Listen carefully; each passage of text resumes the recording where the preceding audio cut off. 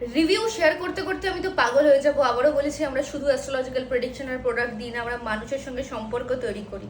দুটো বাচ্চা ছেলে মেয়ের সম্পর্কে কিছু সমস্যা ছিল, আর জ্যোতিষী তাদের ভয় দেখিয়েছে মাঙ্গলিক এই ওই সেই। শোনো বলি, তোমার ভিডিও আমি ফেসবুকে দেখি, তো ফেসবুকে তোমার কথাবার্তা বা তোমার প্রোডাক্টের রিভিউ শুনে মানে আমার খুব ভালো লেগেছিল। তো তখন সেই থেকে তোমার উপর আমার বিশ্বাস জন্মে যে না, আমি আমার লাইফের যে সমস্যা আছে, যে কনফিউশনগুলো আছে, সেগুলো আমি তোমার সাথে শেয়ার করব আর তোমার কাছ থেকে প্রোডাক্ট নেব। তো তারপর আমি তোমাকে মেসেজ করি, তো তোমার সাথে আমার কথা হয়। কথা হওয়ার পর ছিল যা কনফিউশন ছিল সব তুমি সময় নিয়ে ধৈর্য ধরে সব শুনেছো। এটা সব থেকে বড় কথা, যেটা আমার মনে হয় অন্য কোনো বা অন্য কারোর কাছ থেকে যদি আমি প্রোডাক্ট নিতাম তাহলে হয়তো এটা পসিবল হতো না।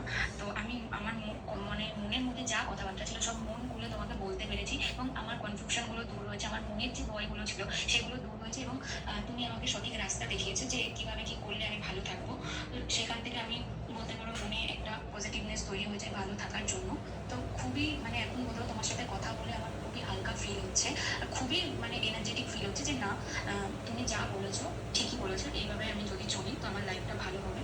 তোমার উপর আমার কি বলবো, চোখ বন্ধ করে বসে আছে। তো লাস্ট একটাই কথা, থ্যাংক ইউ দিদি, থ্যাংক ইউ সো মাচ আমার প্রবলেমগুলো সলভ। এটাই হচ্ছে আমাদের প্রাপ্তি।